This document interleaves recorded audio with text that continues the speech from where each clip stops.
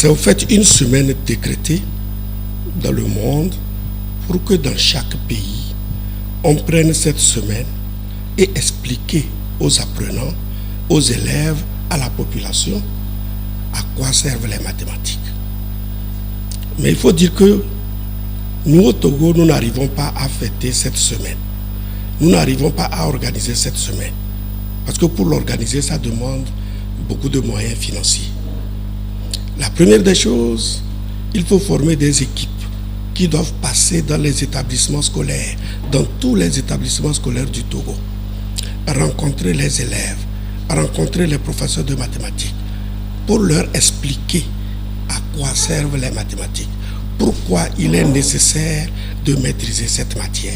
Je souhaite tout simplement que tous les enseignants de mathématiques qui m'écoutent, chacun à son niveau, peut organiser une petite réunion des élèves, prendre au moins 2 heures de temps pour leur dire que la mathématique n'est pas une matière extraordinaire.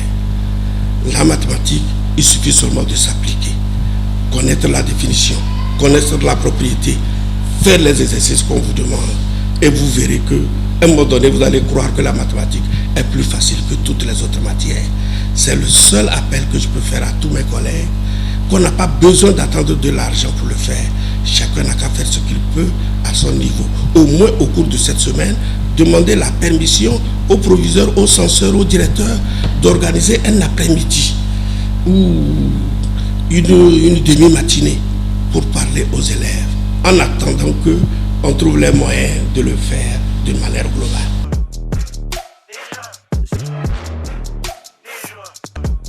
La mathématique, c'est tout ce que nous faisons tous les jours. Tout le monde fait de la mathématique. Il y a de la mathématique formelle, il y a de la mathématique informelle. Lorsque ma maman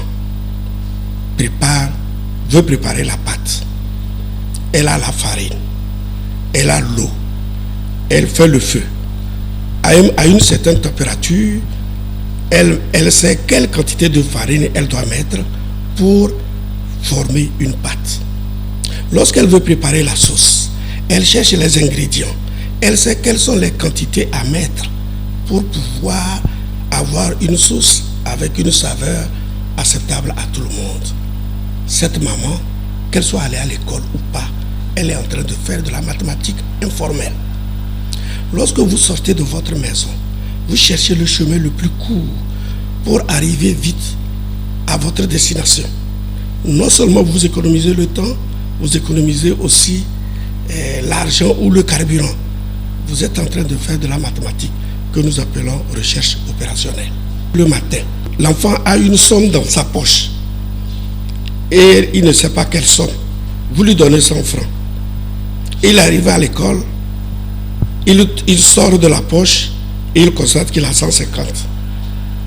C'est une équation que nous appelons modèle. Ce modèle est écrit par ça. X, c'est la pièce qu'il avait dans sa poche dont il ne savait pas la valeur. 100 francs, c'est ce que la maman vient de lui donner. Et l'enfant trouve 150. Cela veut dire que quand il fait 150 moins 100 francs, il va retrouver la pièce qu'il avait dans la poche. Cette équation-là, ça modélise le phénomène que je viens de vous dire. Autre exemple, regardez ce que j'ai écrit ici. Cette équation que j'ai écrite là, quand vous la regardez, cette équation décrit le courant électrique qui est venu allumer notre ampoule. C'est à partir de cette équation-là que l'ingénieur a fait que voilà ce que je vais faire pour que le courant électrique arrive à tel domicile. C'est la même équation qui va décrire lorsque je décroche mon téléphone fixe et je compose et quelqu'un me reçoit à Paris, c'est cette équation qui transporte aussi le son. Celui-ci, c'est le terme source, c'est-à-dire celui qui parle pour que le son se traverse, ou bien le générateur qui déclenche le courant, c'est ce terme-là qui est ici. Quand je prends cette deuxième équation, elle décrit la chaleur. Quand je prends un fil de fer, je mets un bout dans le feu. À un moment donné, je sens la chaleur dans ma main.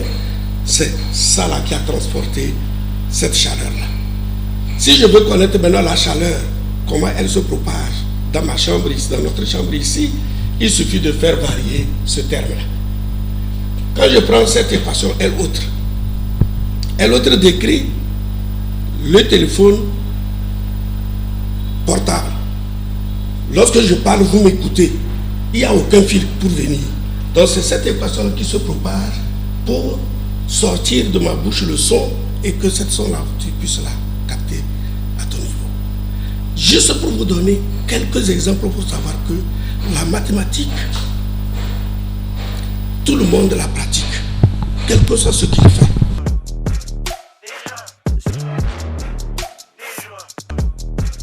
Quand on dit on fait les mathématiques, ce n'est pas pour devenir mathématicien. Je fais par exemple la mathématique, je comprends bien la mathématique, je suis agronome. Quand j'arrive dans un champ, je dois étudier le sol. Quel genre d'engrais je dois utiliser? Mais on fait en sorte que, quel que soit le champ, on utilise le même engrais. Et on finit par tuer le champ. Prenons le cas d'un médecin. Lorsque vous avez mal à la tête, le médecin vous dit prends 2 comprimés d'aspirine ou paracétamol. Tu avales. Comment se fait-il qu'à un moment donné ma tête est guérie? C'est la combinaison de 2 équations. Quand les comprimés rentrent dans le ventre, ça se dissout. Les molécules traversent les parois de l'estomac, rentrent dans le sang. Et le sang circule dans les veines comme une équation d'onde, comme cette équation-là. C'est ça, là, cette molécule-là qui monte et vient guérir la tête. Voilà pourquoi, quand quelqu'un maîtrise